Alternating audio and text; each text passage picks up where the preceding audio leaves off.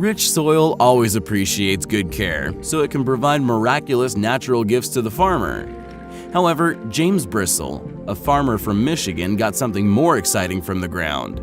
He had a field to grow soybeans, and one day he noticed something sticking out of the ground that looked like an old decayed fence post at first sight. However, the find turned out to be much more amazing. James got an excavator to dig deeper and was stunned to see a well-preserved skull. These were the bones of a woolly mammoth that lived on the planet about 15,000 years ago.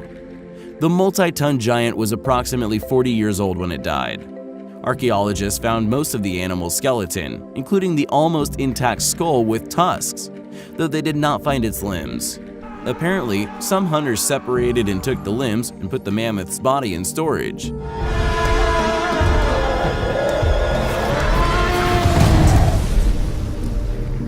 It is noteworthy that James exercised his right to keep some of the mammoth remains and gave most of the bones and the skull to a local museum. That was the first discovery.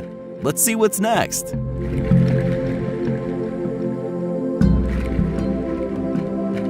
A landowner with a plot near Buenos Aires could not even imagine the treasure his ground held inside. While walking around his farm, Jose Nieves discovered a part of an unidentified object in the ground, but it resembled of a dinosaur eggshell. Actually, the reality was much more fascinating. The farmer did not leave it as it was, but decided to dig the relic out. The find turned out to be much bigger than an assumed egg, as it was over 3 feet long.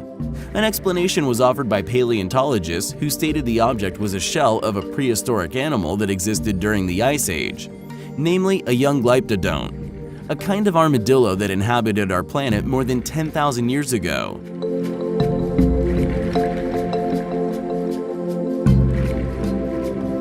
The discovery was unique, as the osseous structure was well preserved considering the time since the animal died. This find shows how amazing and mysterious nature is, as it stores numerous valuable puzzles of our past. A famous discovery was made by mere chance.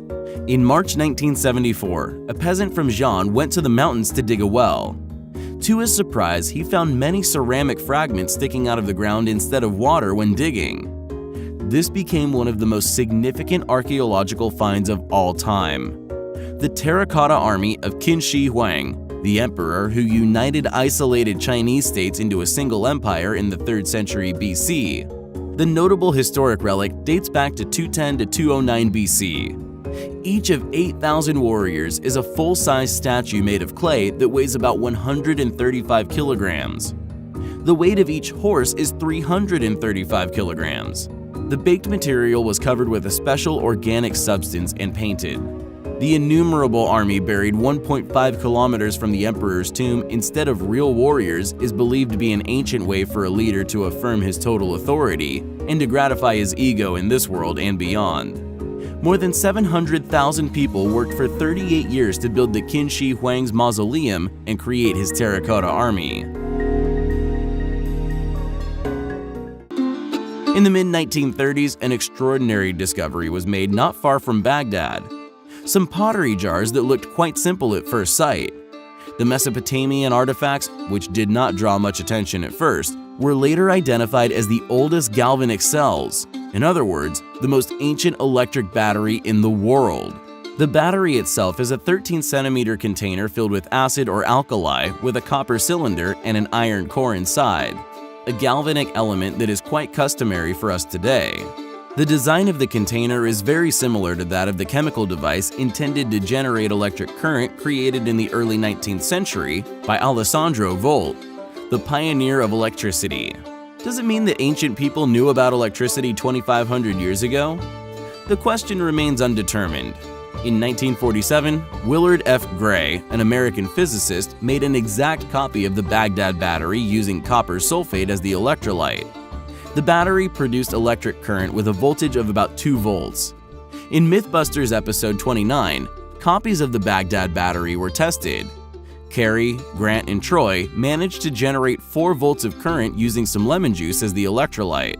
Holy! We have 4 volts! 3 volts! Oh, yeah! Days are very much alike for coal miners, especially those working in the rural Siberian Tysul region of Kemerovo Oblast. On September 5, 1969, miners working in a coal mine at a depth of 70 meters saw a 2-meter marble sarcophagus. The artifact was hoisted to the surface of the ground, and the miners, driven by curiosity, opened the cover. There was a mummified body of a young girl inside, flooded with a pinkish liquid. She had white skin and thick chestnut hair. That very evening, special service agents arrived in the village and loaded the sarcophagus into a helicopter. The discovery was named Tysul Princess. Scientists were stunned. The body taken out of the liquid started browning rapidly, but was restored to its original color when placed back into the sarcophagus without any signs of decay. It turned out to be impossible to determine the production technique and the content of the liquid filling the coffin. It is reasonable to assume that the girl belonged to a civilization that was much more highly developed than ours. However, there is no reference to the mysterious Tysul Princess in scientific publications or news feeds. There are no authentic video materials to prove this exceptional discovery.